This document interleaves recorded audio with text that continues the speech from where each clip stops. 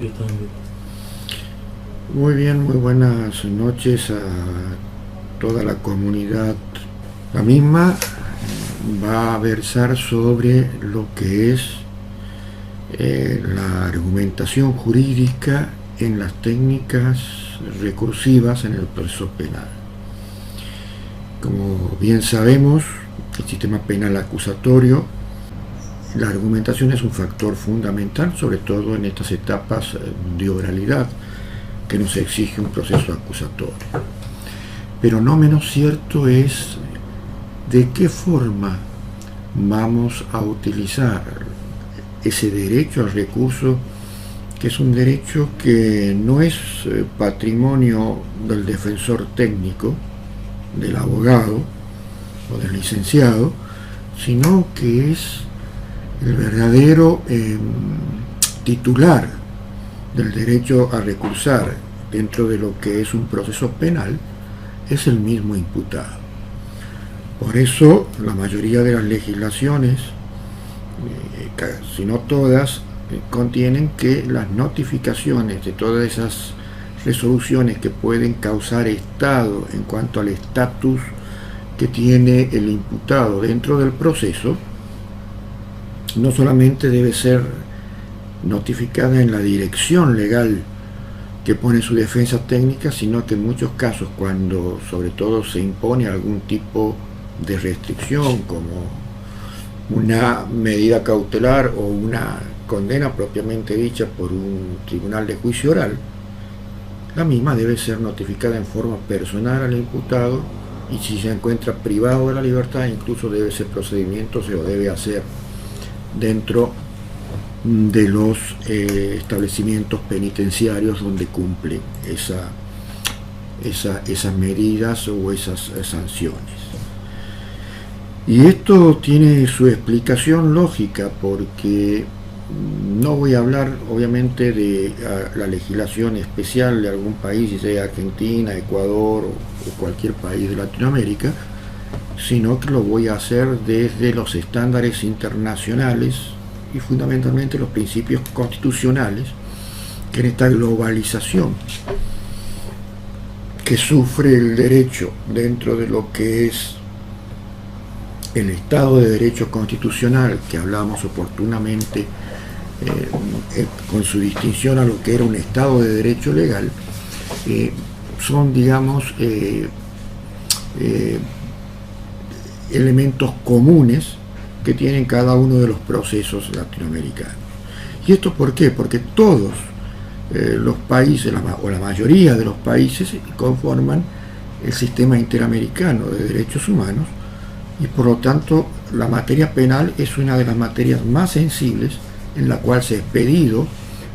la responsabilidad internacional de los estados a través de las sanciones de la Corte Interamericana sobre derechos humanos, fundamentalmente por violación a las garantías procesales. Esas garantías procesales están especialmente contenidas dentro del artículo 8, 9 y también en el 25, sobre lo que habla el acceso a la justicia y la tutela judicial efectiva.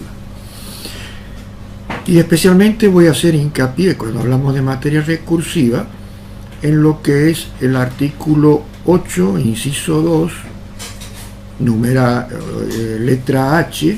en la cual establece el derecho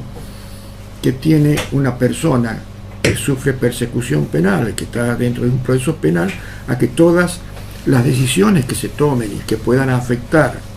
su derecho fundamental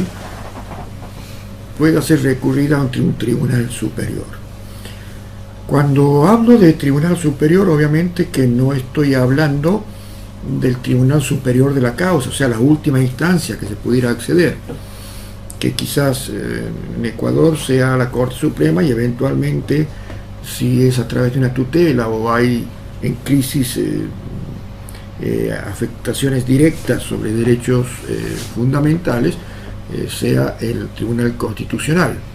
Si no, me refiero al Tribunal Superior en el recurso, porque tenemos que tener en cuenta que en el ejercicio de la jurisdicción los jueces no tienen jerarquías. porque ningún juez puede imponer, si no es en lo que es la jerarquía del recurso, criterios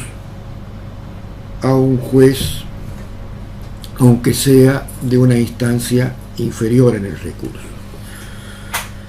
¿Esto qué quiere decir? Los jueces al sentenciar, al fallar y decidir, y especialmente en materia penal, son conforme la exigencia que también tiene el artículo 8 de la Convención Americana. Jueces competentes, independientes e imparciales. E impartiales, también dice alguna parte de la doctrina, como el profesor argentino Alvarado Belloso, en sus cursos de especialización y maestría de Derecho Procesal. Porque además de la imparcialidad de ser objetivo, también tiene que ser imparcial, es decir, no tener ningún tipo de conexión que pueda favorecer, fuera de lo que son los marcos legales que así lo establecen, algunas de las partes en el proceso. Por eso escuchaba extrañamente muchas veces cuando leía sus comentarios que decían que en Ecuador, por ejemplo, mucha crítica que he visto de los que son abogados letrados, defensores en materia penal, tienen sus críticas hacia la jurisdicción de control y garantía, diciendo que muchas veces no hacen más que confirmar, sin dar motivos justificatorios suficientes, lo que son las pretensiones de la parte acusatoria o del Ministerio Fiscal acusador, ¿no? He visto muchos comentarios en ese sentido en algunas de las clases que he dado, y bueno, esa es la idea que muchas veces tiene, sobre todo aquel abogado apasionado en la defensa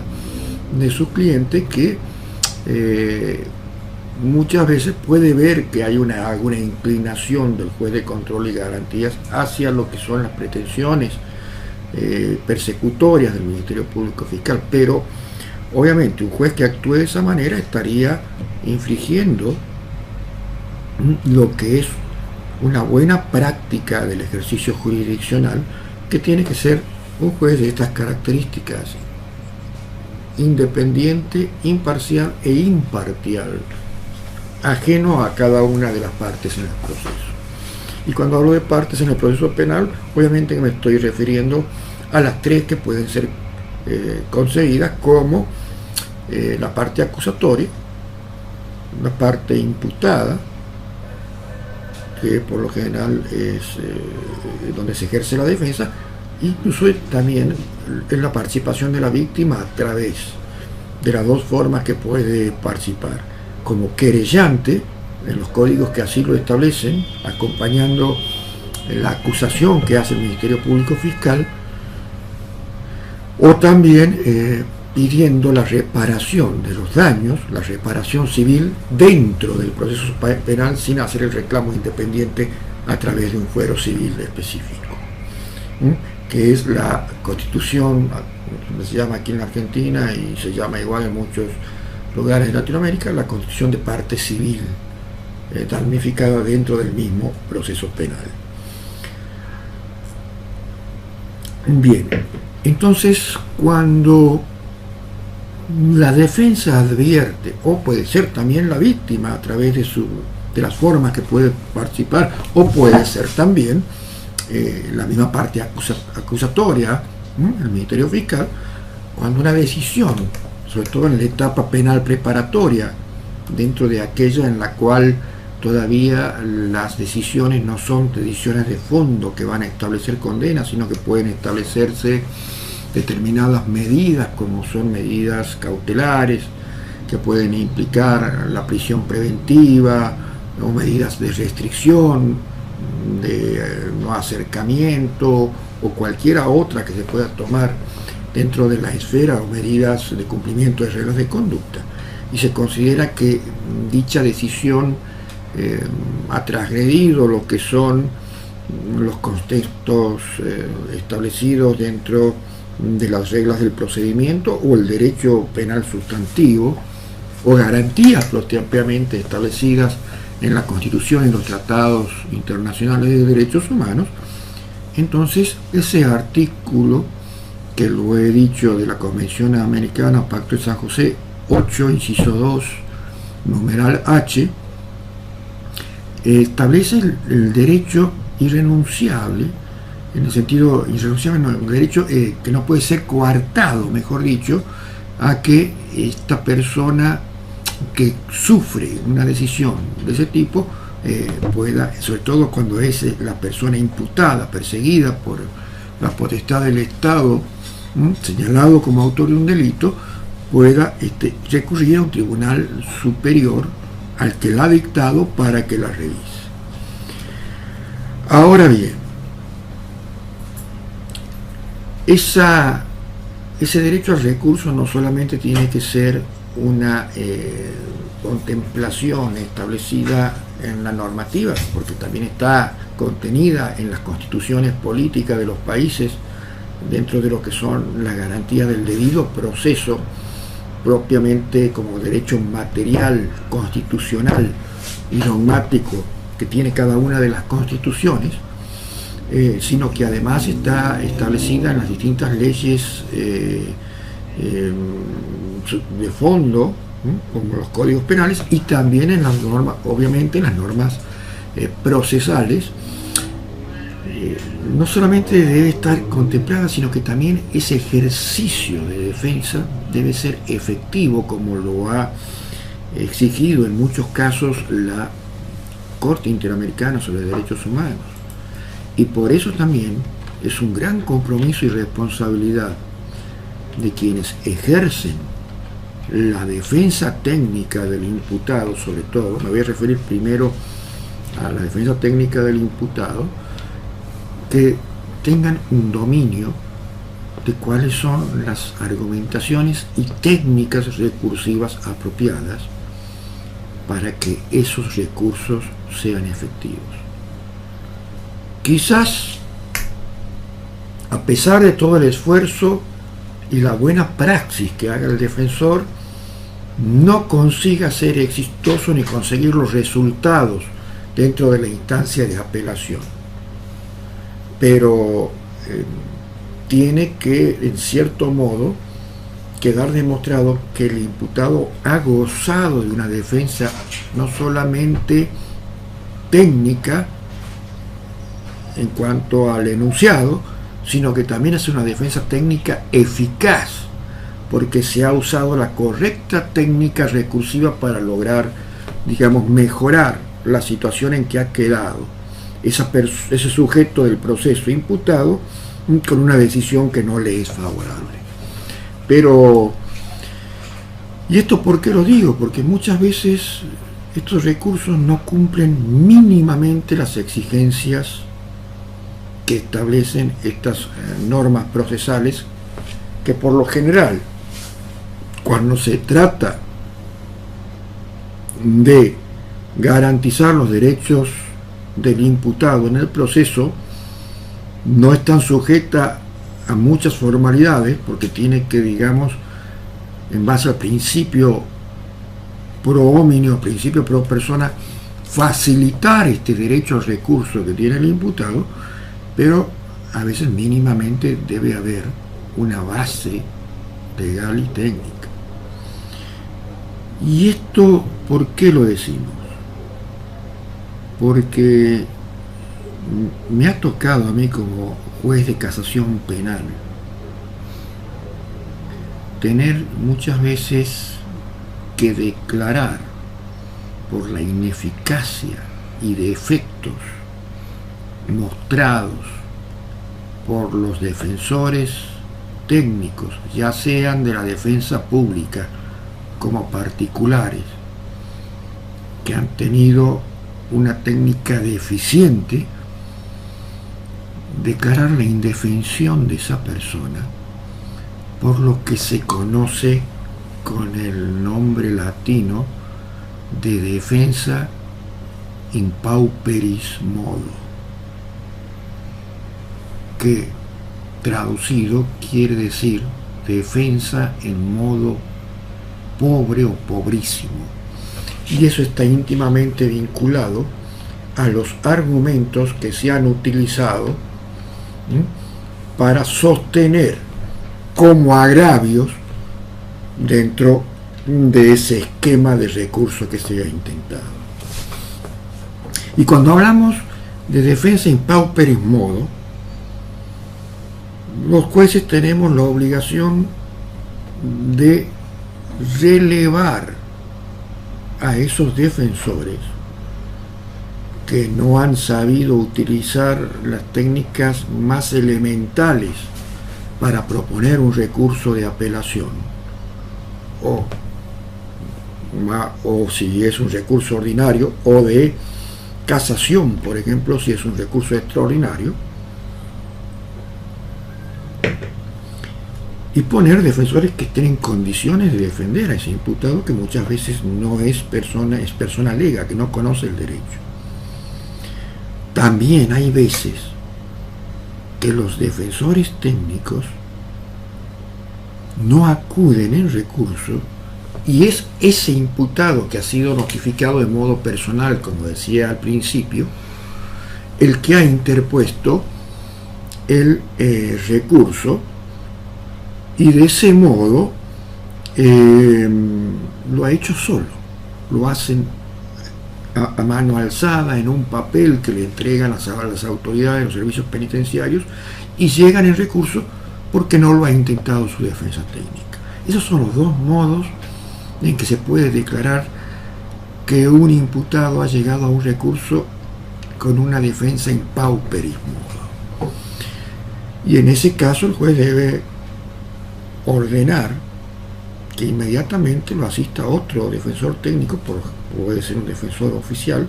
que cumpla con eficacia ese mandato establecido en el artículo 8, inciso 2, letra H del Pacto de San José de Costa Rica. O sea, lo que debe tenerse en cuenta que no solamente debe proponerse el recurso, sino que tiene que ser eficaz. Y si hablamos que ese recurso debe ser eficaz, debe respetar una técnica mínima en la proposición de los agravios que permita a ese tribunal revisor revisar la sentencia del juez acuo, o sea, el juez inferior en el recurso, y ver la corrección de razonamiento para ver si esa decisión es una derivación razonada del derecho vigente en relación a las circunstancias comprobadas existentes en la causa. Porque si no, estamos hablando de una decisión irracional, y cuando no es una derivación razonable, es una sentencia o una decisión arbitraria que no puede ser convalidada por ningún tribunal revisor. Ahora, lo primero que se debe tenerse en cuenta cuando se va a proponer un recurso de apelación, sea de una medida interlocutoria, sea de una medida no definitiva que afecte a una cuestión incidental, o sea cuando se apela o se recurre a la decisión de condena del tribunal de juicio oral, es que lo que debe atacarse es el razonamiento de ese tribunal cuya decisión se interpela en apelación. Por experiencia, el error más común que se comete a la hora de recurrir una decisión en derecho, y especialmente en derecho penal, es que no se ataca en cierto modo, los razonamientos, el íter racional que ha tenido ese juzgado, ese juez o tribunal al momento de tomar la decisión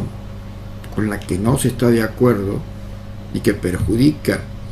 la posición del imputado en el proceso, reemplazándosela por una argumentación que propone una visión diferente conforme los elementos que considera que son pruebas de cargo o que se han dado de descargo, elementos a favor o en contra, pero sin ninguna remisión a lo razonado por el tribunal cuya decisión se cuestiona. Entonces ahí ya partimos de un error conceptual muy grave, que por lo general los tribunales desestimarán por decir que hay una deficiente técnica recursiva en lo cual los agravios proponen una versión distinta de una posición conforme a los hechos del proceso y no un ataque para establecer los vicios de razonamiento que ha tenido ese magistrado o ese tribunal a la hora de argumentar, fundamentar, motivar y justificar su decisión. Es el ataque en la apelación a esa motivación y fundamentación de los tribunales, que puede servir de sustento, sí, después, en base a la forma de destruir ese íter racional, una nueva solución mediante una contraposición de un razonamiento correcto, pero siempre en función del mal razonamiento que ha tenido y que forma parte de la fundamentación de esa sentencia o motivación de esa sentencia cuestionada. No sé si hay alguna pregunta hasta ahí, Álvaro. Le piden, por favor, doctor, que si puede compartir un fallo o una sentencia interesante, una sentencia de casación interesante en la cual se pueda ver esta temática. Sí lo voy a hacer, lo voy a agregar como lectura recomendada. Incluso tengo muchísimos fallos propios, voy a buscar fallos también de los distintos países donde hay cursantes inscriptos, porque es un tema fundamental y esencial. Y cuando, en definitiva, lo que debe ser el contenido de un agravio es una crítica razonada a lo que ha sido la base de sustento de la decisión cuestionada. Por ejemplo,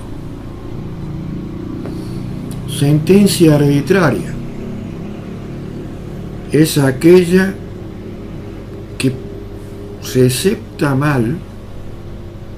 lo que es el contenido de un testimonio. Ejemplo claro de esto es: si el testigo dijo que Juan, el imputado, no estuvo presente en el momento de los hechos investigados y se lo acusa como que es el autor material, no intelectual, sino material de los hechos, entonces, y se le hace decir a ese testigo todo lo contrario, que no se corresponde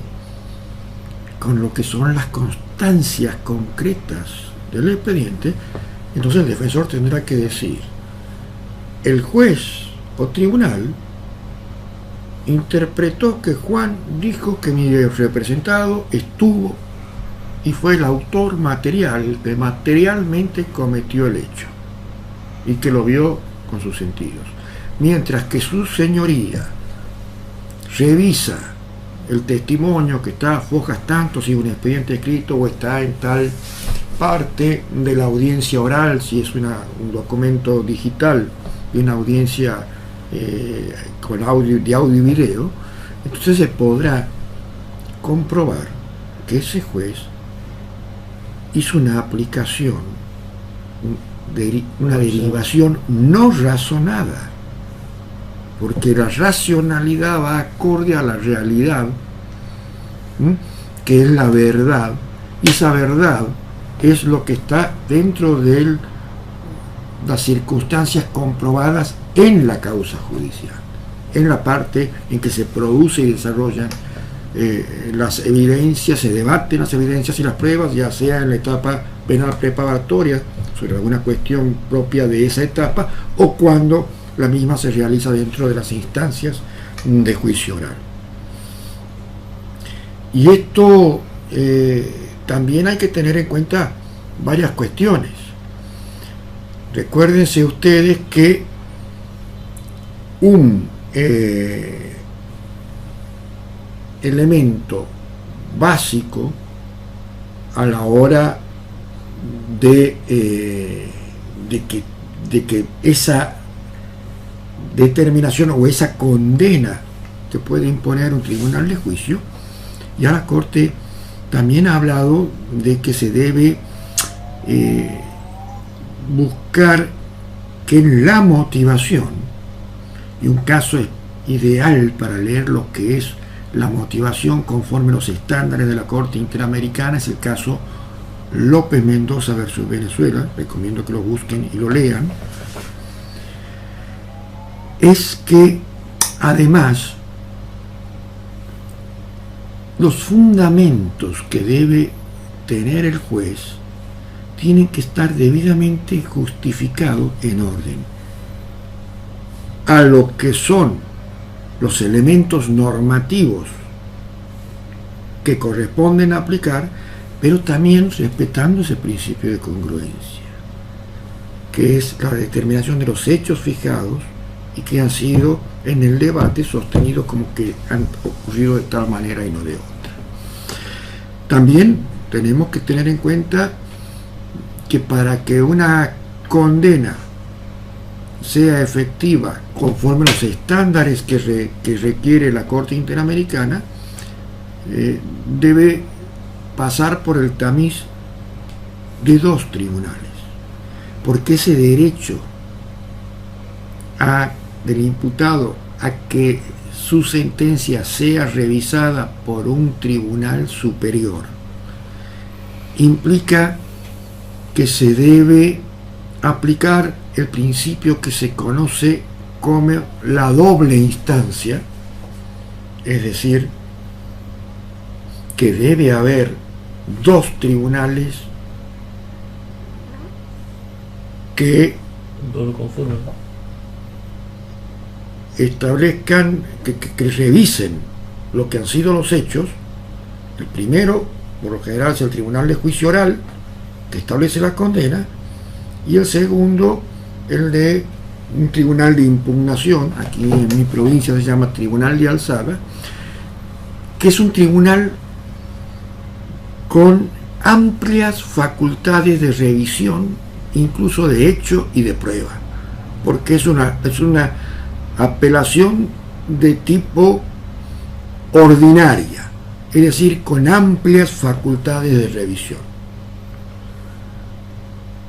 Y además, para que esa condena sea efectiva, no solamente debe haber pasado por ese tamiz de una doble instancia, una que establece la condena y otra que la revisa, sino que además el que la revisa debe confirmar la condena impuesta por ese tribunal de juicio, que es lo que se llama el principio del doble conforme. Y en ese principio de doble conforme tiene que haber exactamente una correlatividad de coincidencias entre lo que establece el tribunal de juicio y lo que establece el tribunal revisor. sobre todo cuando hablamos de la sentencia de mérito que establece la pena o la condena. ¿Y por qué un doble conforme? Porque vamos a ver la hipótesis. Tribunal de juicio considera al imputado penalmente responsable y le establece una pena de por el tipo de delito 10 años de prisión. Ahora bien, va el recurso,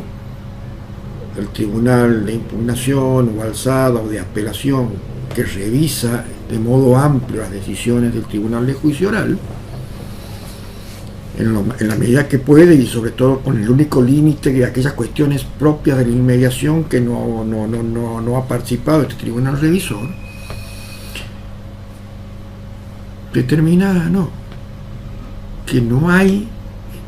elementos que den certeza a esa condena que ha sido establecida y absuelve al imputado por el principio de la duda, o a la inversa.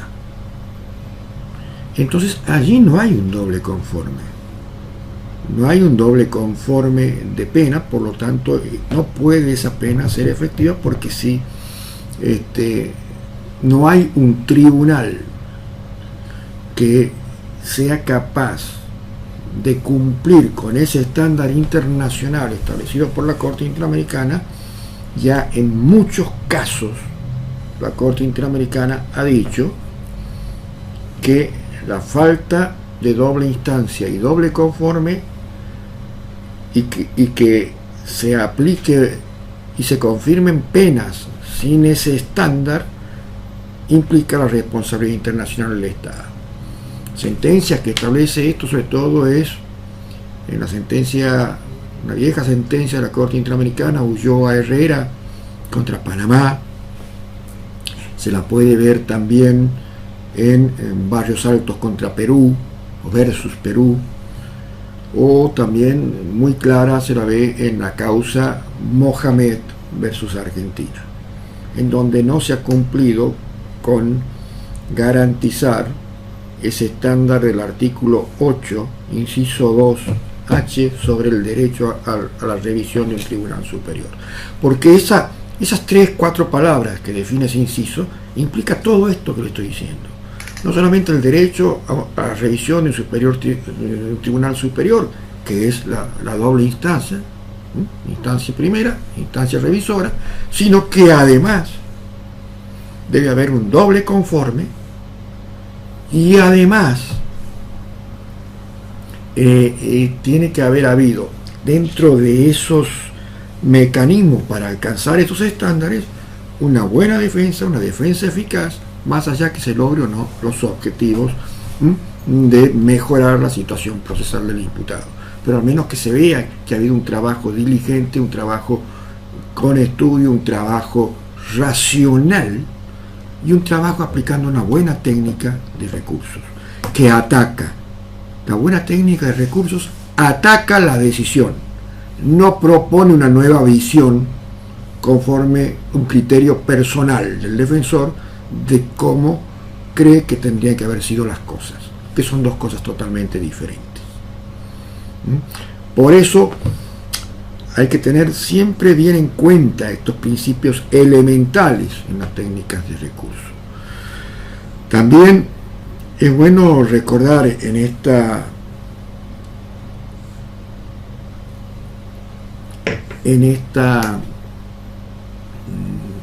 clase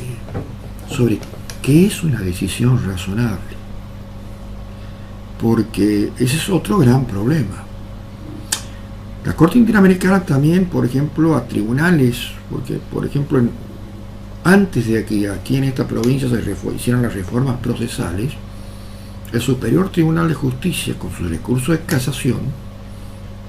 era el que tenía la revisión directa de los fallos de los tribunales de juicio oral. Es decir, no había un tribunal intermedio como una instancia ordinaria,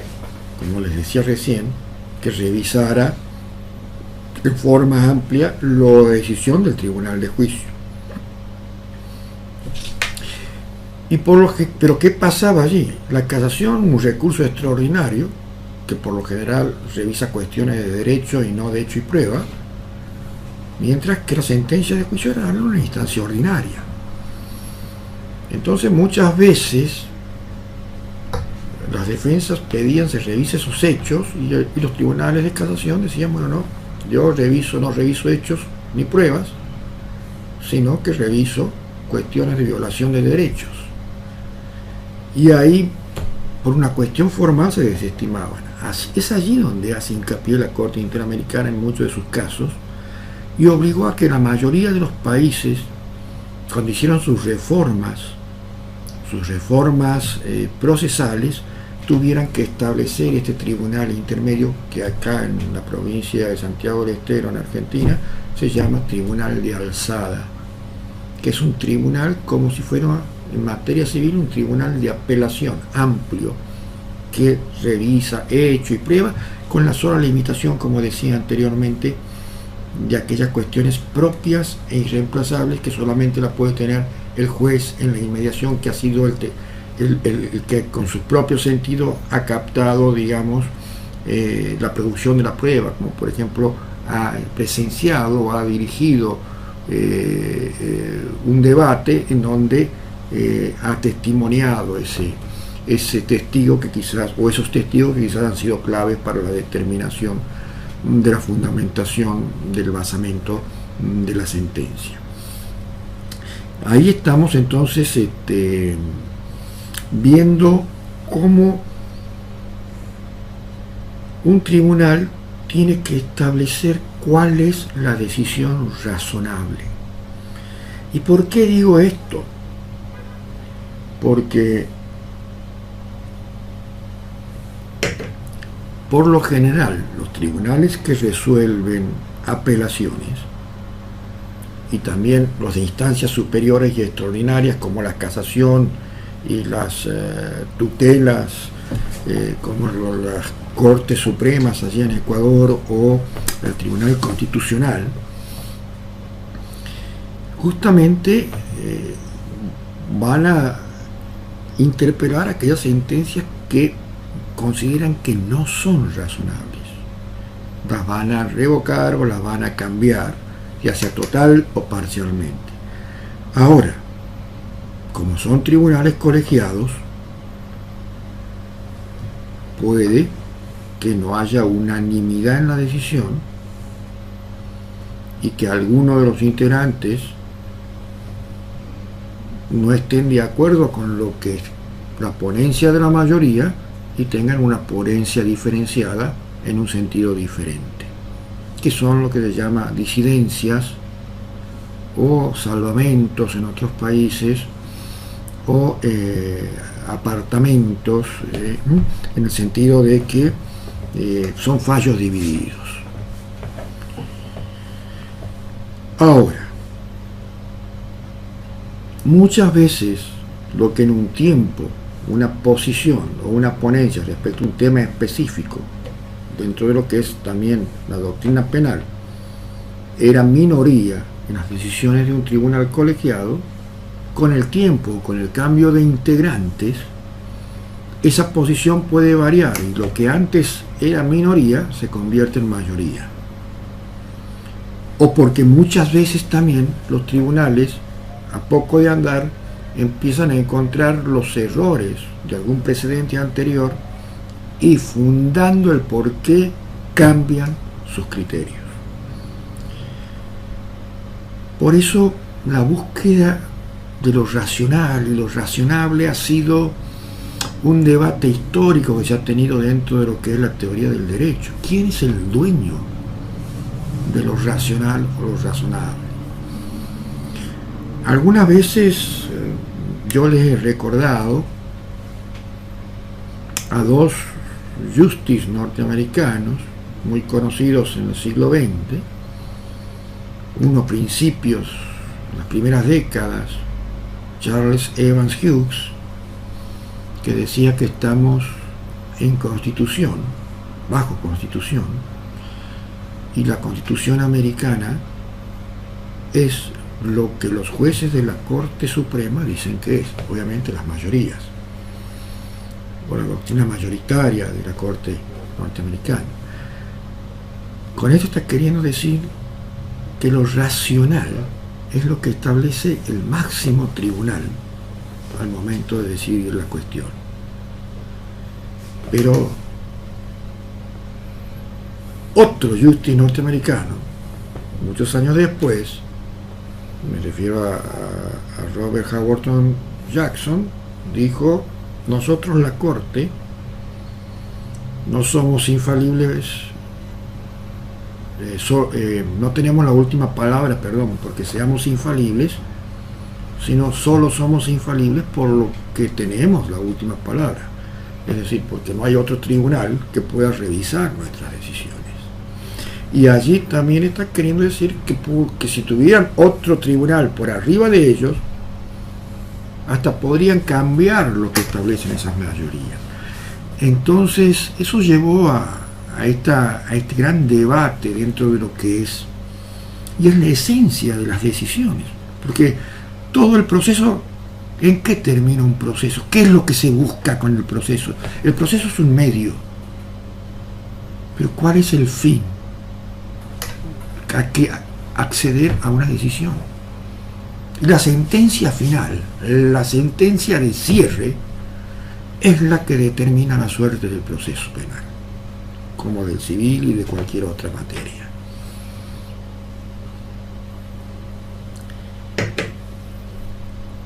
¿Cuál es el arma entonces que busca un operador, un defensor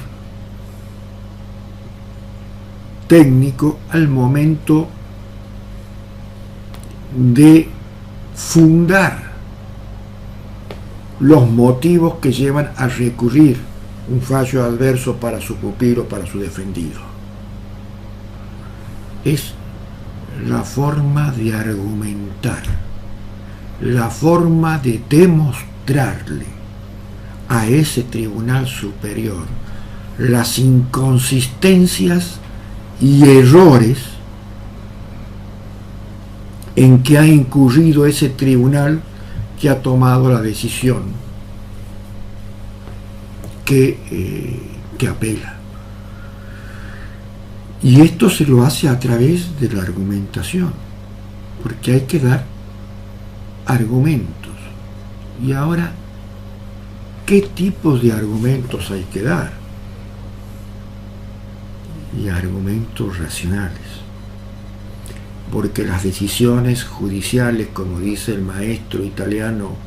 Michele Tarufo, son decisiones racionales, y lo que deben enervar los tribunales superiores son decisiones que no tengan ese estándar de razonabilidad que puedan dictar tribunales que están en la escala inferior de las instancias recursivas. Por eso es el gran problema de estos estándares internacionales, sobre todo en muchos países donde nuevamente se está queriendo con fuerza imponer lo que se llaman los tribunales o jurados o juicios por jurados, en los cuales los que van a tomar la decisión no son jueces técnicos, sino son ciudadanos comunes, no abogados, en que en muchos casos no tienen ninguna preparación, y que los fundamentos que deben dar para condenar o absolver es simplemente que el jurado ha tomado la decisión de considerar al acusado culpable o inocente. Esa es toda la fundamentación que da un tribunal de juicio oral, respecto, perdón, tribunal de un jurado de enjuiciamiento respecto a la responsabilidad penal de una persona imputada. El autor que les hablo, Miguel Talufo, es totalmente enemigo de los jurados, de los juicios por jurado, justamente porque considera que es una decisión más que racional, emocional. Porque un jurado a veces no falla porque conozca cuáles son, dentro de los países que tenemos un sistema codificado, donde lo que dice el tipo penal, conforme al principio de legalidad, lo que dice el tipo penal es delito. La tipicidad está establecida y escrita dentro de lo que veíamos también en el módulo en que me tocó, el módulo 3, dentro de ese principio de la legalidad, que debe estar escrito cuáles son delitos y cuáles no, con claridad, para que las personas sepan conducirse y saber que si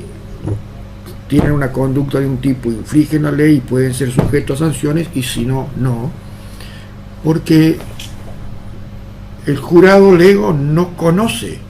los tipos penales establecidos dentro del código de fondo,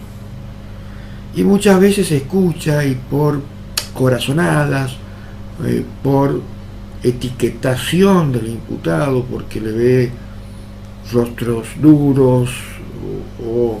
colores de pieles o determinada segmento socioeconómico, como establecía Lombroso, que bien lo desarrolló el profesor Carlos Parma en su módulo. Era una persona, bueno, por la cara no puede ser inocente, pero quizás en los hechos no había tenido ninguna intervención.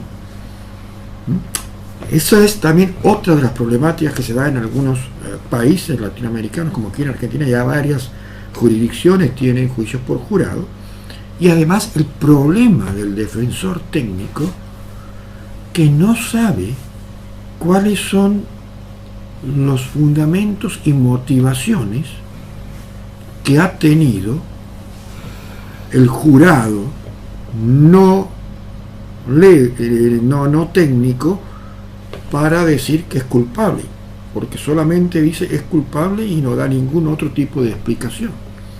en cuanto a la responsabilidad penal. Entonces deberá reconstruir a partir y hacer todo lo contrario de lo que la buena técnica que les venía diciendo le exige a un defensor técnico cuando se trata de un tribunal letrado, porque no podrá atacar las motivaciones y fundamentaciones de ese jurado no lego, porque no las hay, o al menos no están exteriorizadas, porque han fallado conforme al sistema que se llama de la íntima convicción, y como ese convencimiento es íntimo, no tienen la obligación de darlo a conocer, porque han considerado a ese sujeto culpable del hecho. A todo eso debe enfrentarse un defensor técnico. Muchos de los que me están escuchando están dentro de sistemas procesales penales en los cuales ya está implementado el jurado, el juicio por jurado. Y bueno, entonces hay que emplear otro tipo de técnicas, pero siempre esa decisión va a ser muy complicada a la hora de ser recurrida ante un tribunal superior por esa, y en lo que puede haber en cierto modo un choque con ese estándar internacional que toda restricción de derechos humanos y derechos fundamentales deben estar perfectamente motivados y fundados. ¿Por qué? Porque es una tradición de otro sistema judicial, que es el common law. En el common law, por lo general, las tipificaciones penales no están contenidas en códigos escritos, como en el sistema continental como tenemos en Latinoamérica, sino que es a través del precedentes que van conformando los altos tribunales de esos países que tienen ese sistema del common law, ¿no? O el case law que se llama, ¿no? La ley generada por los casos y por las decisiones de esos tribunales a través de ese precedente que se mantiene estable por mucho tiempo, que se llama el stare decisis. Entonces, a veces la importación de estos sistemas procesales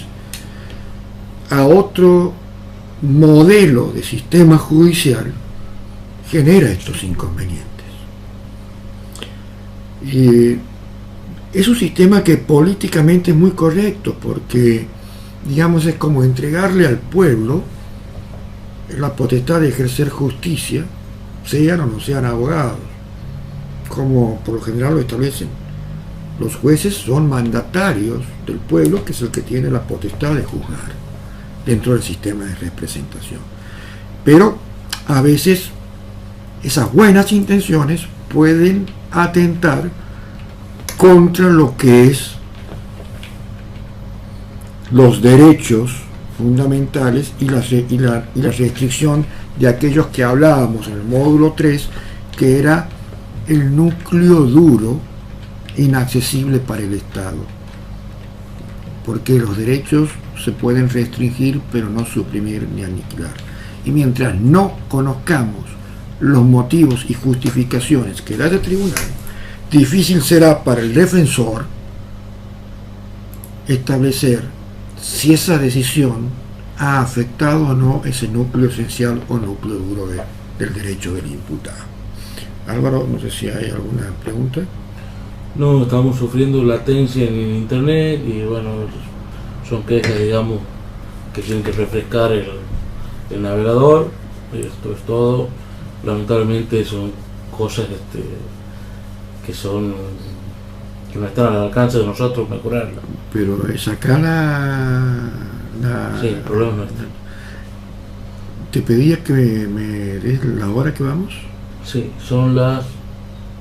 20:53. 20:53. Bien. Ahora bien, dentro de esto que veníamos hablando también, hay un debate muy grande en lo que es la teoría del derecho. Por ejemplo, el profesor finlandés Alius Arnio escribió un libro interesante para establecer sobre quién es el dueño de esta razonabilidad, que le llamó lo racional como racional. Lo racional como razonable. Parecería que fuera una petición de principio, una falacia, pero hay muchas cuestiones que se consideran razonables porque se tiene en cuenta quién la establece, y dentro del esquema de un Estado de Derecho que establece cuál es el intérprete supremo de la legislación y de la Constitución,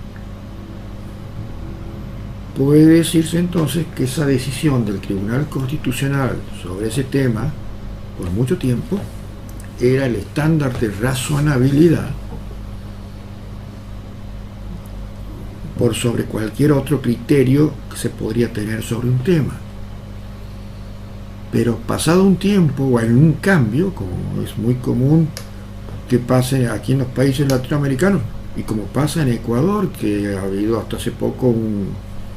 cambio radical en la constitución de los altos tribunales, tengo entendido, viene otra integración y dice, lo que decía esa integración anterior no era razonable. Entonces,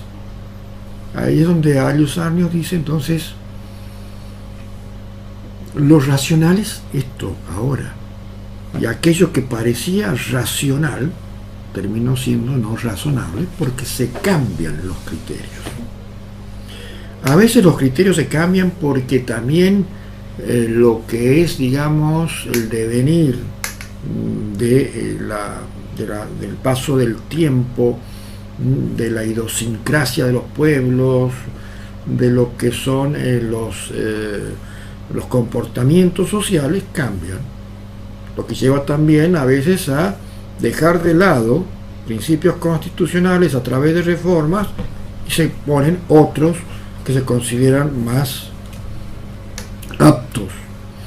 Y sobre todo dentro de lo que es la concepción de un Estado de Derecho constitucional, ello se va perfilando a través de lo que es el principio pro homine. ¿De qué mejor manera se protege la dignidad humana? A veces para proteger esa dignidad humana se necesita restringir derechos de otros seres humanos, que ejerciendo abusivamente las libertades que le dan las cartas magnas, terminan por abuso del derecho afectando libertades de otros. Acuérdense que también los mismos pactos internacionales de derechos humanos tienen contenidos como el artículo 32 del Pacto de San José, que dicen que los derechos garantizados por el pacto pueden ser limitados, restringidos, siempre y cuando por la existencia de otros derechos, de otros titulares de otros derechos, o por las justas exigencias de bien común de una sociedad o Estado democrático. Entonces, hay mucho para hablar y debatir sobre qué es lo racional. Y la disputa que tienen los grandes filósofos jurídicos de la actualidad, llámese John Finnis, llámese Laurent Working, recientemente fallecido, llámese Owen Fish, o el mismo Robert Alexi, o el mismo Luigi Ferrajoli, entre otros, a veces no se ponen de acuerdo en establecer cuál es la forma de razonabilidad.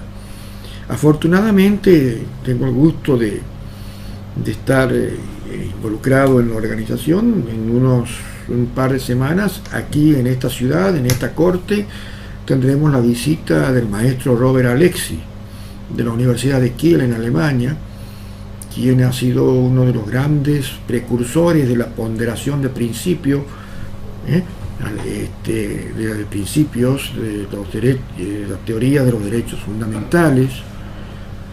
Y bueno, y él basa que esa razonabilidad se encuentra directamente vinculada a lo que es el ejercicio del principio de proporcionalidad. Para encontrar lo razonable, se tiene que hacer el test de proporcionalidad.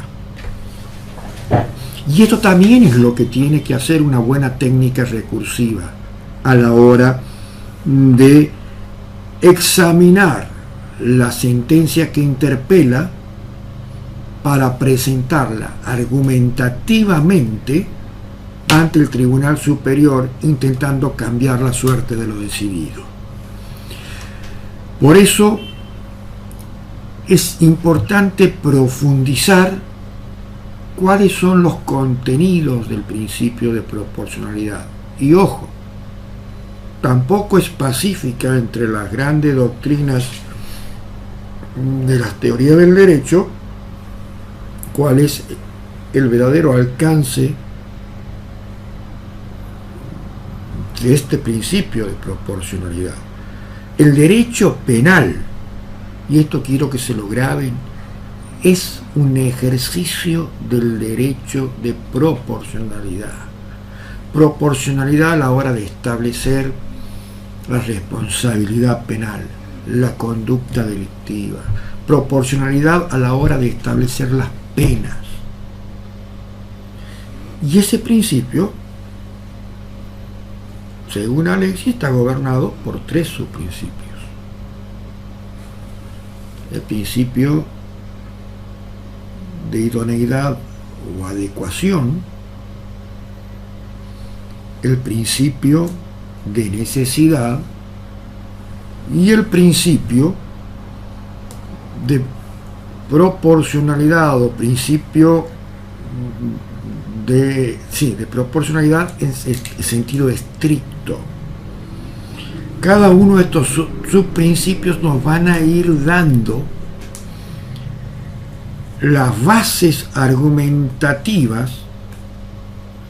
que tendremos que proponer para sostener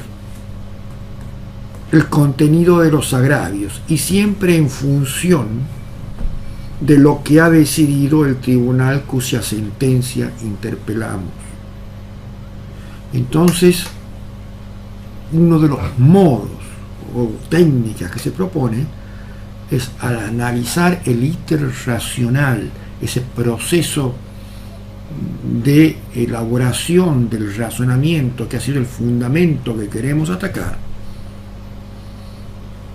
le hagamos un test de proporcionalidad, si eso que ha sido decidido ha sido idóneo y adecuado. Pero ¿idóneo y adecuado a qué? Idóneo y adecuado a lo que establece esa legislación, a los estándares que establecen los tribunales que sientan doctrinas en el país, las altas cortes, sobre la materia,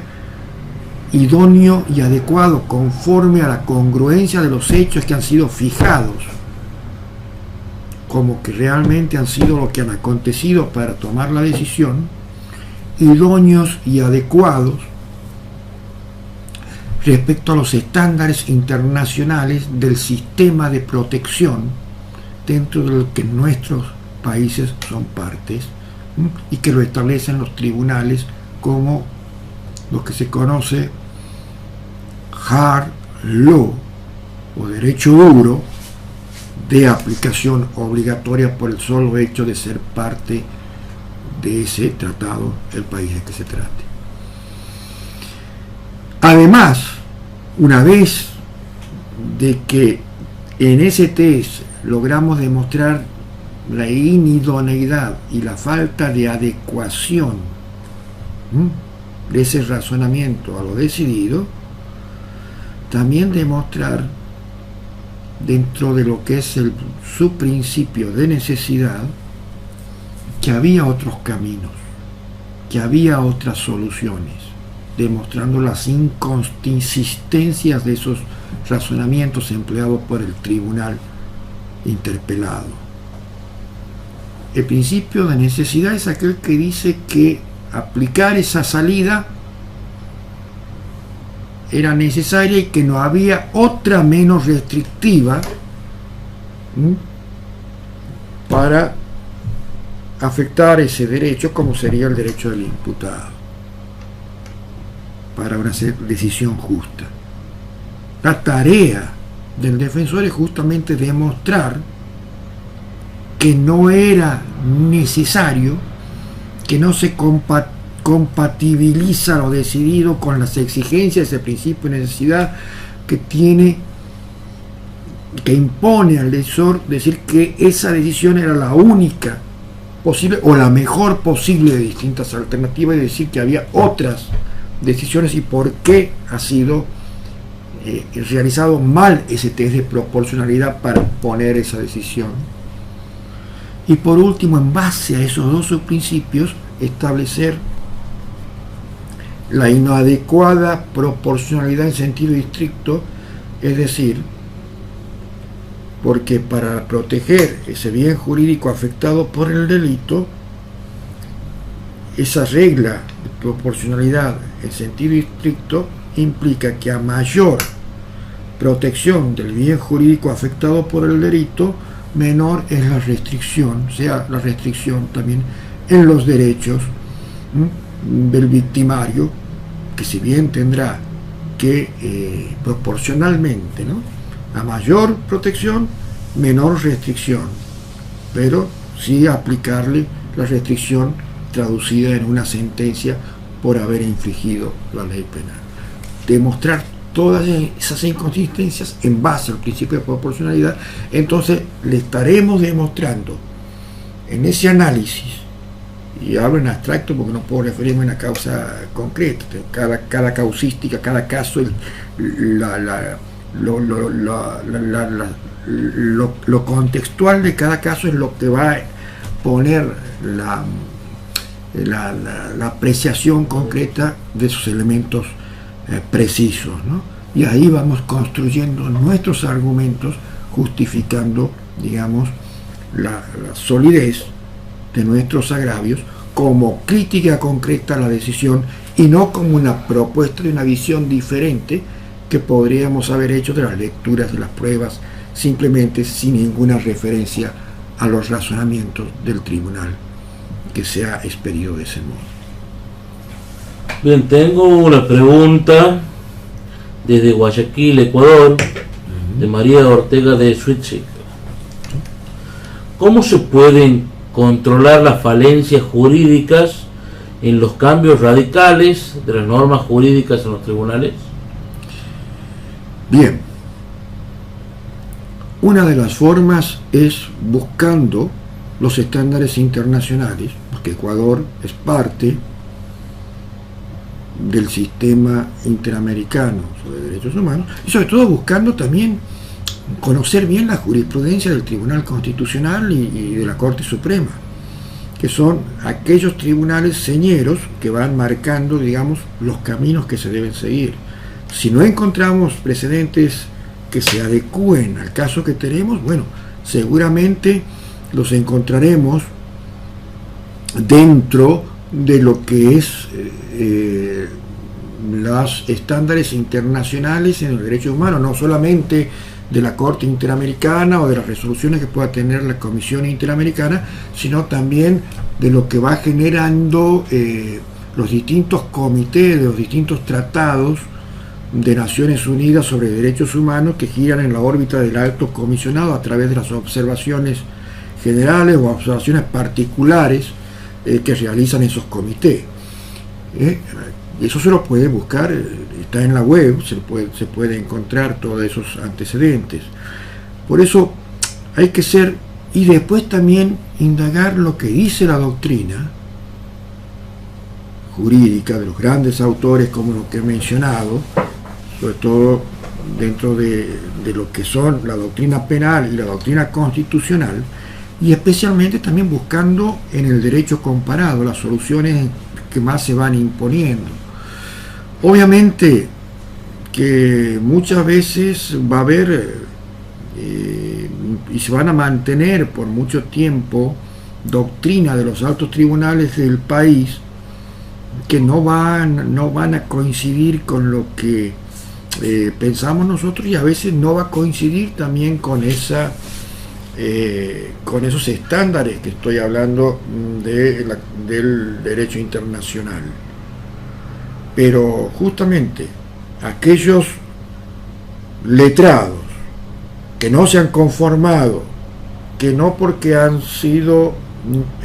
rebatidos, no ha sido exitosa su apelación y han puesto todo su esfuerzo y la buena técnica, la apelación no ha funcionado, la casación no ha funcionado, incluso la tutela ante el Tribunal Constitucional tampoco, no se han dado por vencidos y han llegado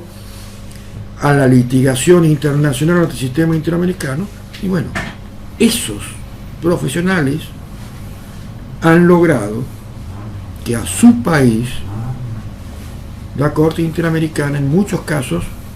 haya declarado la responsabilidad internacional justamente por estar fuera de lo que son los estándares que debe observar y que sea obligado ese país a observar. O sea, como le decía anteriormente, nadie es dueño de la verdad, nadie es dueño de lo razonable, y lo que es razonable hoy es irrazonable mañana. Lo que es razonable para una parte de un tribunal, para una minoría de ese mismo tribunal es irrazonable y vota diferente y hace disidencias o salvamentos. O sea, es una constante lucha. Bonniering, o Bonigering, como dicen, Vonigering, como dicen los alemanes, decía que el derecho es lucha. El derecho no se lo no se lo reconoce solamente porque esté establecido, sino que muchas veces hay que pelearlo para que realmente se dé la razón. Un viejo refrán español decía, y un poco la síntesis de lo que aquí estoy exponiendo, para justicia obtener 3 cosas hay que hacer: saberla pedir, tener razón y que te la den a la razón. Y si no nos dan la razón, bueno, seguir buscando las instancias, y si es necesario buscarla fuera de los límites del país. Hoy tenemos justamente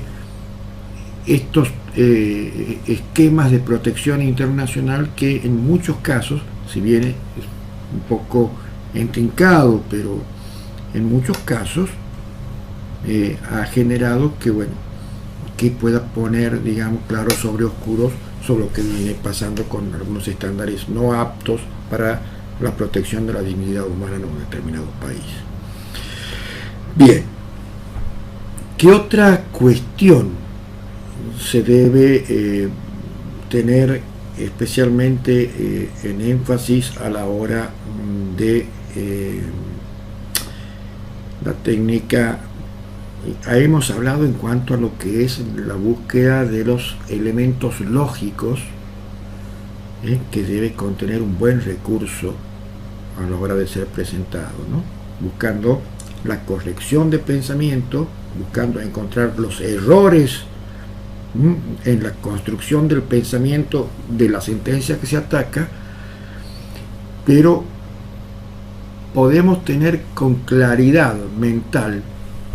dentro de nuestro interior, de nuestra psiquis, pero a la hora, el problema viene a la hora de volcarlo, de exteriorizarlo, porque no nos sirve de nada tener en claro internamente que esa decisión es defectuosa, sino que tenemos que persuadir a un tribunal superior, y esa persuasión tiene que ser dando razones y justificaciones, que la podemos tener muy clara, vuelvo a repetir, dentro de nuestras tópicas internas, dentro de logos, como decían los griegos, pero a la hora de ponerlo en un papel o a la hora de argumentarlo realmente, nos vemos limitados porque no tenemos... Según Wikipedia, en análisis real y complejo, el concepto de límite es la clave de toque que formaliza la noción intuitiva de aproximación. Google escucha, aunque no lo tengamos abierto, se ve que nos está espiando.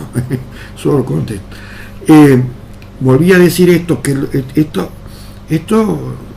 hay que manejar una dimensión lingüística en lo estructural, dimensión lingüística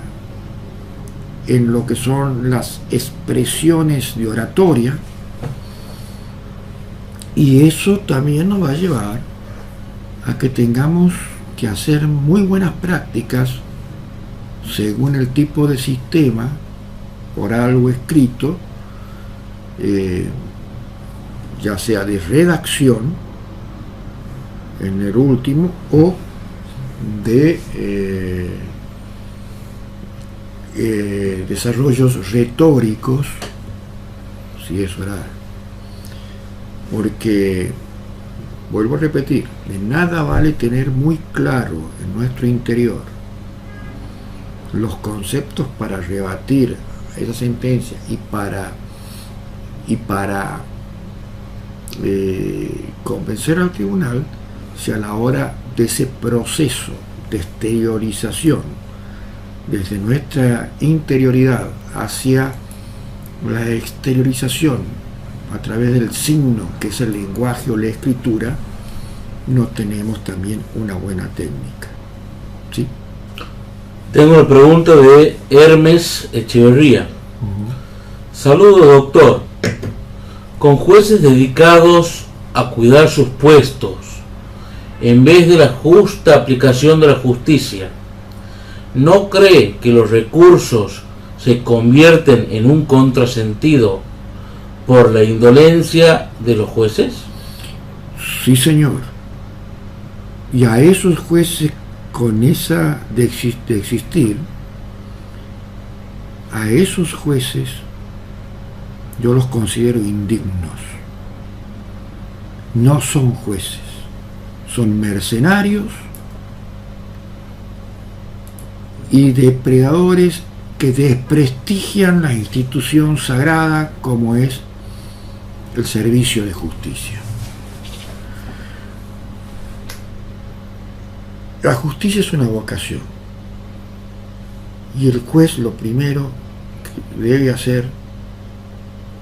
es, a la hora de asumir un cargo,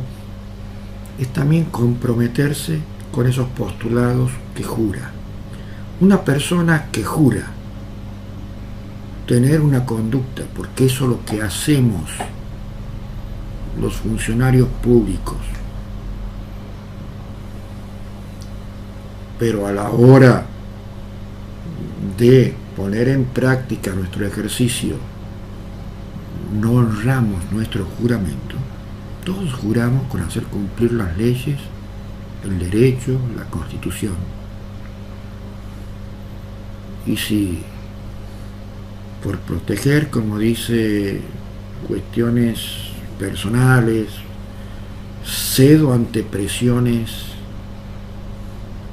que afectan mi independencia, ya sea con el poder político, con el poder mediático, con el poder económico, con el poder sectorial, entonces no soy digno de seguir en mi cargo. Si fuera una persona honesta, tengo que retirarme. Y si soy un deshonesto, quienes sufren mi falta de independencia, quienes sufren los despropósitos de mancillar la Constitución, entonces quienes defienden a esas víctimas deben ir hasta el fondo. E ir hasta el fondo es articular todas las herramientas que da la institucionalidad, entre ellas los impeachment y los jurados de enjuiciamientos para aquellos magistrados conforme al procedimiento que deshonran su función. Otra cosa no puedo decirles. Y eso está en los defensores. Y si no se encuentra la justicia en los sistemas internos, acudir a los sistemas internacionales de protección, como lo venía diciendo. Contra la falta de ética en la función pública, no hay otra herramienta que combatirla con todas las herramientas institucionales que nos da la Constitución política. Y si ellas son insuficientes, acudir a los sistemas internacionales, que para eso han sido creados. Perfecto. De la mano con la pregunta, Ileana Castro nos decía, bueno, que le pareció una excelente pregunta y dice que el primer acto de corrupción es aceptar un cargo para el que no se está preparado. Exactamente. Ileana la conozco porque es una seguidora de mis clases y sabe que muchas veces hemos debatido estos temas, ¿no? Le saludo ahí, Ileana. Y fundamentalmente también Kant, ya hace muchos años, estamos hablando ya del siglo XVIII, Kant sostenía que cierta referencia a lo que era la ética pública de los funcionarios, y mucho más aplicable cuando se trata de un juez. Ustedes saben que Kant toda su filosofía la desarrolló mediante lo que son los imperativos categóricos. Los imperativos categóricos eran pensamientos como sentencias, en la cual iba exteriorizando esto que estoy hablando, de todo lo que él pensaba. Y decía que el imperativo que mandaba la política era que quien ejerce una función pública sea astuto como la serpiente. Astuto como la serpiente para la realización de ese bien común. Pero no quedarse solamente con esa astucia, porque cuando esa astucia no tenía límites, cae la corrupción. Ahora, la política manda ser astutos como la serpiente, pero la moral manda ser prudentes como la paloma. Y ahí se daba el equilibrio ético que se debe tener en la función pública, sea juez o cualquiera que deba administrar la cosa pública. Sobre todo, no debe haber peor corrupción que la judicial. Todas las corrupciones son malas, pero con la judicial directamente afecta y degrada la naturaleza misma del ser humano, que es la dignidad humana. Y eso fue lo que les recriminaron los tribunales de Nuremberg a todos aquellos magistrados alemanes que durante el gobierno social nacionalista de Hitler, mediante fallos, condenaron a personas inocentes al genocidio. Por eso es importante la moralización de la función pública y especialmente la moralización de los sistemas de justicia. Por eso el derecho, a partir de la Segunda Guerra Mundial, no solamente fue una ciencia autónoma, sino una ciencia que también incorporó conceptos morales. Esa moral de prudencia, que como Kant lo definía, metafóricamente lo asociaba con las palomas, contra la astucia de las serpientes. ¿Sí? Tenemos una pregunta de Iván Merchan Aguirre, desde Ecuador. Sí, señor. Bajo las premisas utilizadas, considerada que la administración de justicia es más activista que garantista en el ejercicio de la teoría general de la impugnación. Bueno, dentro del sistema penal no es muy recomendable el activismo jurídico, porque justamente tiene que ser garantista y tiene que ser un juez imparcial. Y no quiere decir que porque un juez sea activista deje de ser imparcial. El activismo solamente es para buscar aquellos factores de equidad necesarios cuando existen grupos vulnerables. Grupos vulnerables, como todos sabemos, son aquellos sometidos a una especial situación de vulnerabilidad y están bien definidos en un instrumento que ustedes lo pueden buscar en internet, que son las 100 reglas básicas de acceso a la justicia de Brasilia, o reglas de Brasilia, que ha sido aprobada por la Cumbre Iberoamericana de Justicia, y en donde habla de los operadores jurídicos, cómo deben actuar ante los grupos vulnerables, y define cuáles son los grupos vulnerables: niños, personas con discapacidad, personas de minorías como los pueblos originarios o afrodescendentes, mujeres,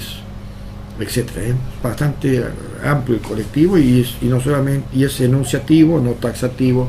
que comprende la regla de Brasilia. Pero más allá de ello, ese activismo debe ser para igualar dentro de lo que es una igualdad material más que formal, y no para generar ventajas o beneficios que no son concebidos dentro de lo que es un esquema de imparcialidad que debe tener un juez. Por lo tanto, el mejor activismo que se puede hacer, y sobre todo en materia penal, es que el juez garantice aquellos derechos contemplados en la Carta Magna y en los tratados internacionales de derechos humanos, ya sea para un lado o para otro, porque está en ese equilibrio entre víctima y victimario, en el sentido de restringir. Tiene que haber esa puja ponderativa, como dice Robert Alexi, ¿no? La ponderación es una cuestión de pesos que cada situación en particular va a determinar cuál es el derecho con jerarquía constitucional que tiene mayor peso por el contexto particular del caso concreto, que debe estar sometido a mayor protección, desplazando aquel otro derecho de igual jerarquía, pero no anulándolo, simplemente desplazándolo hasta que se logre ese principio de equidad que nos va a dar lo que es la igualdad material y no formal. Bien. ¿Alguna otra? Tenemos un comentario de Jesús Leighton. Buenas noches. Lo acabo de borrar. Bueno. Iván Melchán Aguirre agradece la respuesta con la convencionalidad. Muchas gracias, profesor. Bien. Bueno, siguiendo con este esquema, les decía que una vez que a través de lo que es, digamos, una dimensión lógica, buscamos encontrar, digamos, lo que va a conformar argumentos que en base a la proporcionalidad encontremos la razonabilidad para defender nuestra posición, también tenemos que tener un muy buen entrenamiento en lo que es la dimensión lingüística, porque esto debemos exteriorizarnos y debemos persuadir, ¿no es cierto?, al tribunal que va a entender el recurso. Y en esa dimensión lingüística, lo digo con conocimiento del caso, hace más de 14 años que soy juez en un tribunal superior, muchas veces cuando llegan los recursos escritos me cuesta sinceramente entender qué han querido escribir, porque utilizan malos conectores, utilizan sinónimos que en realidad no quieren decir lo que creo han querido decir porque no dicen nada, utilizan una ortografía malísima, Puntuación. utilizan mal los signos de puntuación, como me acosa aquí ahora que también siempre escucha las clases, utilizan, es decir, quizás tenían la idea clara en la cabeza, pero no supieron tener esa práctica de redacción apropiada para hacer una redacción que realmente convenza y pueda ser el fiel reflejo de lo que se piensa a la hora de transmitirlo, ¿no?, mediante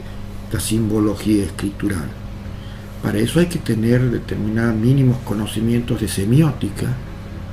La semiótica es la ciencia que estudia los símbolos, los signos y las que representan cada símbolo, porque está compuesta por lo que se llama la semántica, la sintaxis, que son las diferentes etapas que van a llevar a que esa expresión sea bueno, del buen uso de la redacción. O en los casos orales. En los casos orales a veces las personas que hablan empiezan a divagar, a decir cosas que ni ellos saben qué quieren decir, ni ellos tienen el convencimiento de lo que dicen, y no tienen ningún tipo de contenido persuasivo. Pero además, cuando se quiera convencer a un tribunal, no cualquier argumento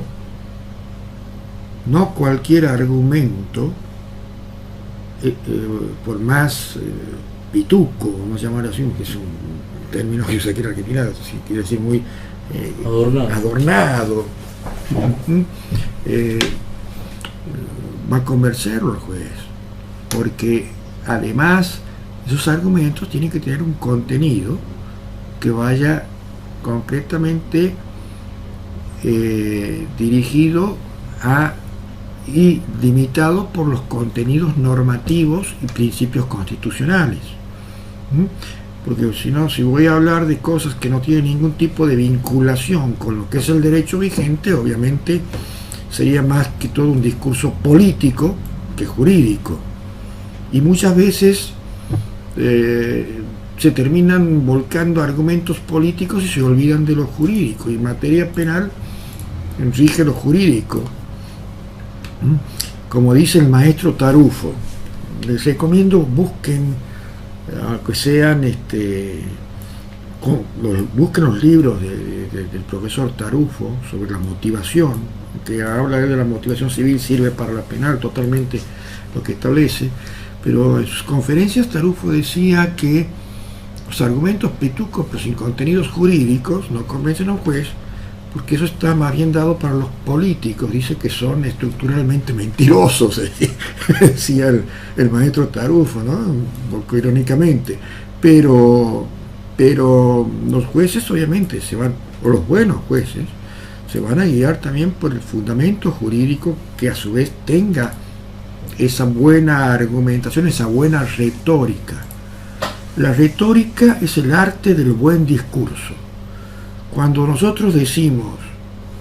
que una persona tiene una buena retórica, quiere decir que tiene un buen discurso. Y ese buen discurso no está solamente constituido por las palabras bonitas o por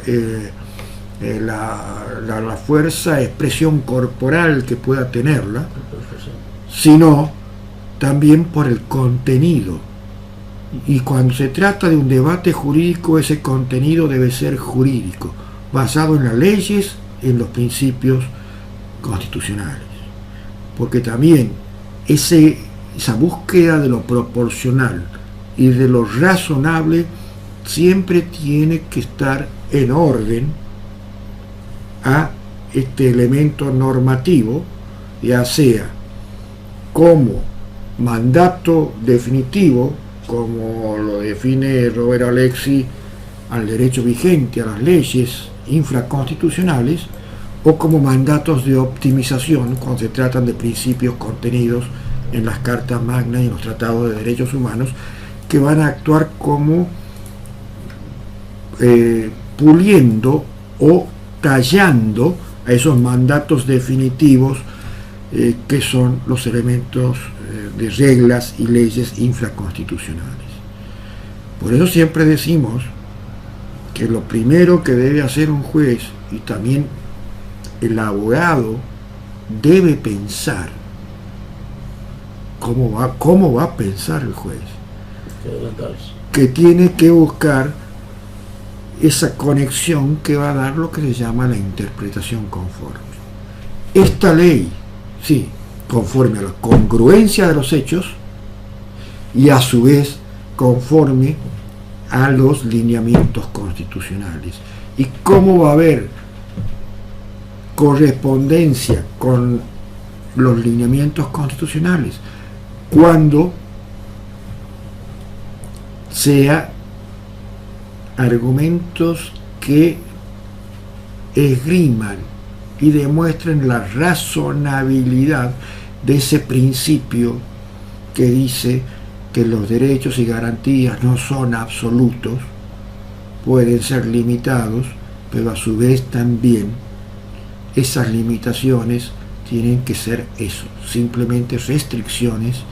y no supresión o aniquilamiento de los derechos.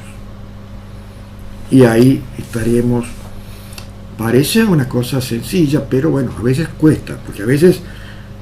lo abstracto llevado al terreno de los contextos, de las cuestiones concretas, lleva, pero la práctica, y la práctica de todos estos elementos, de todas estas dimensiones, seguramente va a hacer que sea un recurso fuerte, un recurso apoyado, marcame los tiempos, Álvaro, ¿no? Un recurso apoyado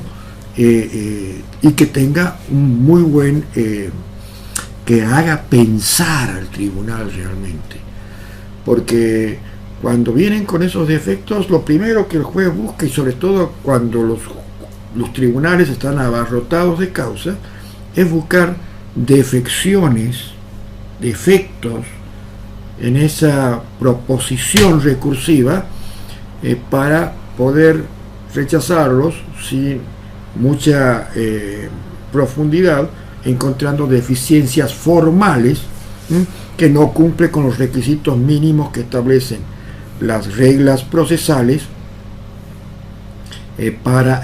que pueda ser atendido en el fondo del asunto. No pasan lo que se llama dentro del examen el examen de admisibilidad, porque lo que se debe buscar primero es ver que cumpla esas formalidades mínimas que establece cada recurso, que están bien establecidas en las pautas de las normas procesales, para así poder tener mayores posibilidades de superar ese test de admisibilidad para pasar a lo que es el test de procedencia, donde se va a decir procede o no la vía recursiva articulada. Entonces, todo eso son contenidos que debe planificarse. A veces los tiempos son muy cortos, pero por eso esos tiempos van a ser aptos en la medida del ejercicio y la gimnasia que tengamos para revisar todos estos elementos a la hora de realizar, digamos, la construcción de lo que va a ser un alegato recursivo. Mario Ortega de Switching desde Ecuador nos había hecho una pregunta, a la cual había omitido porque no lo había visto, pido disculpas, y nos dice: ¿qué hacer cuando la misma Corte Constitucional de un país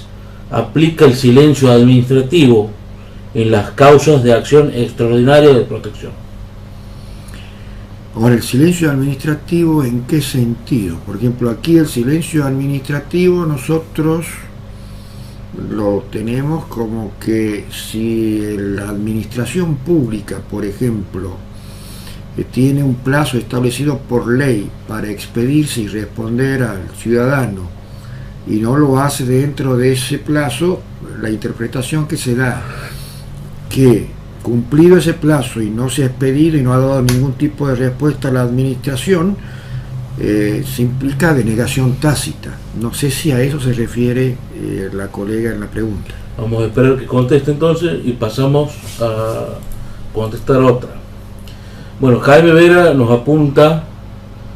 que es indispensable que los jueces sean constantemente evaluados para seguir en sus puestos. Después Christopher Aguilar: doctor, desde los fiscales, cuando les recae un caso de tentativa de asesinato, ellos, la víctima, desconoce la identidad del agresor y no ofrece esa información. El fiscal no investiga y archiva el caso, perdón. Desde ahí no se ve que opere la justicia desde los fiscales, que investigan si se desconoce la identidad del agresor de cualquier tipo de delito contra la vida. Bueno, son delitos de instancia pública, obviamente,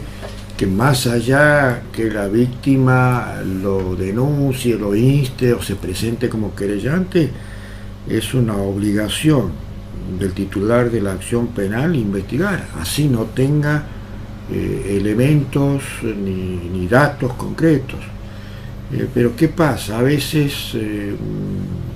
muchas veces por cuestiones presupuestarias, porque no tienen buenos presupuestos, no tienen buenas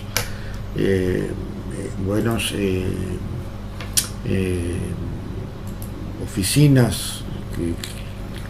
criminalísticas que puedan profundizar las investigaciones, determinados casos complejos en donde no aparece a la vista quién puede ser el autor del hecho, medio ponen autores desconocidos y como que el caso se olvida. Y eso es una mala praxis. Eso es una mala praxis. todo caso, aunque no se conozcan los autores, debe al menos realizarse una investigación diligente. Obviamente que la investigación penal no es una cuestión de resultado, sino es una obligación de medios más que de resultados. Pero en esos medios deberá demostrar quien tiene la obligación de investigar que hizo todo lo humanamente posible y conforme a los recursos que cuenta, dentro de lo que es una buena praxis, y que a pesar de todo ese esfuerzo y diligencia que puso para hacerlo, por la astucia delictiva, por los medios empleados y por la falta de recursos que a veces tienen, porque muchas veces los presupuestos que se ponen en el Poder Judicial o en las fiscalías no son lo suficientemente aptos como para tener, digamos, elementos para investigar delitos complejos, como laboratorios, como aparatos de tecnología para seguimientos sofisticados. Sabemos bien que muchas veces las organizaciones criminales son organizaciones que manejan muy altos capitales, que a veces tienen tecnologías y cosas más sofisticadas que el mismo Estado en muchos casos, ¿no? Pero tiene que haber una clara demostración que pese a la falta de elementos se puso todo por investigar y buscar a los verdaderos infractores, sobre todo, o así la víctima, vuelvo a repetir, no haya querellado, no haya participado, pero cuando se tiene conocimiento de un delito de instancia pública, que son la mayoría de los delitos hoy en día, así se debe hacer. Si no, estaremos fomentando lo que es la impunidad. Wendy Riera Cedeño. En un caso de femicidio, el fiscal puede presentar dictamen abstentivo ante el juez. Las siguientes razones: no hubo denuncia por parte de los familiares de la víctima. Otra de las razones es que el procesado lo declararon en demencia. Mi pregunta es, ¿el fiscal actuó bien dentro de la investigación? No. Si es un femicidio, es un delito contra la vida. Es un delito que, por más que no denuncien los familiares, se debe investigar. Si el fiscal tiene conocimiento, es su obligación investigarlo. Y logra determinar los responsables, proponer las acusaciones que sean correspondientes. Un fiscal que porque diga no ha reclamado la familia o no ha reclamado la víctima, porque muchas veces no llegan a ser femicidios, pero sí casos de violencia de género, muchas veces la víctima no denuncia por temor, porque está amenazada, no debe renunciar al deber de investigar. Y bueno, si es que hay elementos claros en que ese imputado, digamos, cae dentro de lo que la ley establece como lo trata como una persona inimputable por grado de afectación a su psiquis, lo que se conoce como demencia, dentro de ese grado de imputabilidad, bueno, allí está limitado por la ley, no es que no tenga voluntad de hacerlo, sino que no, pero no debe desentenderse tampoco, porque esa persona, si bien no puede ser imputada, no quiere decir que tenga que ser sometida a determinadas acciones de protección para proteger a terceros y para proteger a esa misma persona que obviamente está fuera de sus cabales. Entonces también tendrá que buscar la manera en que el Estado se haga cargo, ¿no es cierto?, de que esa persona, sin imputarla penalmente, puede ser objeto de protección. Bien, doctor, nos aclara aquí María Ortega, en referencia al silencio administrativo de la Corte Constitucional de Ecuador. Ella habla de que no despacha las causas teniendo los plazos establecidos en las causas con entonces la mora administrativa, pero sería más que una mora administrativa, una mora judicial. porque, digamos, si son causas judiciales dentro, claro, hay que ver también cómo es el esquema, porque a veces un tribunal constitucional está fuera de lo que es el esquema de poder judicial, ¿no? Entonces, un órgano extrapoder en muchos casos, ¿no? Es la mora, y que, bueno, muchas veces esa mora obviamente puede estar justificada en razones de un exceso de trabajo, hay mucha demanda y pocos recursos para resolverlo, pero obviamente, sea tribunal constitucional o sea tribunal que sea, está bajo lo que son las exigencias también del debido proceso del artículo 8 sobre lo que son los plazos razonables. Los plazos razonables pueden dar lugar a que si es la última instancia del país como una corte constitucional,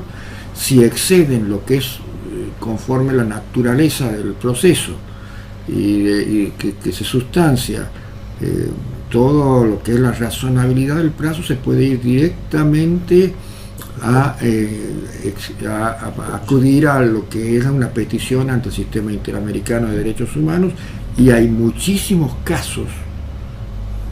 en que la Corte Interamericana ha declarado la responsabilidad de los estados por violar derechos humanos por no respetarse los plazos razonables del proceso. Bien. Son las 9:50. Bien. ¿Alguna pregunta más? Doctor, pero si la Fiscalía cuenta con los recursos básicos y el fiscal no investiga para dar con la identidad del agresor, ¿qué se puede hacer o queja presentar contra el fiscal que no hizo su trabajo de oficio? Y bueno, me imagino que habrá también aquí, por ejemplo, en la Argentina, está los fiscales, aquí en la provincia de Santiago del Estero, tienen los fiscales titulares la categoría de magistrados. Y como todos magistrados pueden ser acusados ante los jurados de enjuiciamiento y ser destituidos si es que por lo que se llama un ejercicio deficiente de sus funciones, ¿no?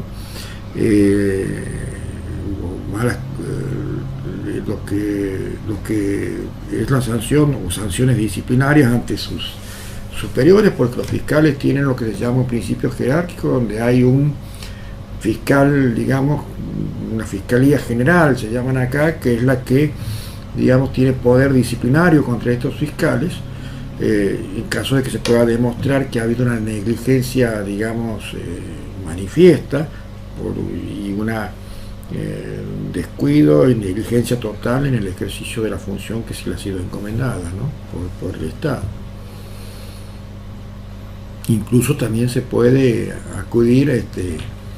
a que la misma jurisdicción, puede decir una misma tutela ante el tribunal, a ustedes que tienen tribunal constitucional allá, porque esa actitud pasiva del fiscal estaba generando impunidad y violando derechos humanos. Bien, listo entonces. No tenemos más preguntas por el momento. Bueno, quedarían 5 minutos. Y estamos con los últimos 5 minutos. Bueno, en definitiva,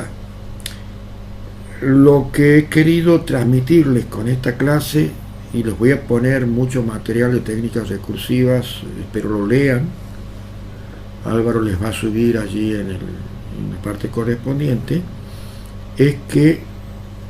tenemos que perfeccionar las técnicas recursivas, tenemos que mirar todas las dimensiones que hacen al recurso, ya sea hecho en forma oral, hecha en forma escritural. Tenemos una dimensión lógica para establecer la razonabilidad en base a la proporcionalidad, la crítica concreta y razonada contra la decisión que se impugna. También tener una buena técnica retórica oral, si es que los argumentos de agravio se los debe a formular de ese modo, en modo oral, o tener una muy buena técnica de redacción para que nuestros escritos sean el fiel reflejo de todos esos enunciados lógicos y poder expresar con claridad al tribunal cuáles son todas las deficiencias y vicios en que ha incurrido el tribunal inferior en la escala del recurso al sentenciar de un modo que ha afectado de modo injusto, digamos, la posición del sujeto cuyos intereses defendemos dentro del proceso. Con esto estamos completando la clase de hoy. Espero que le haya sido de su agrado y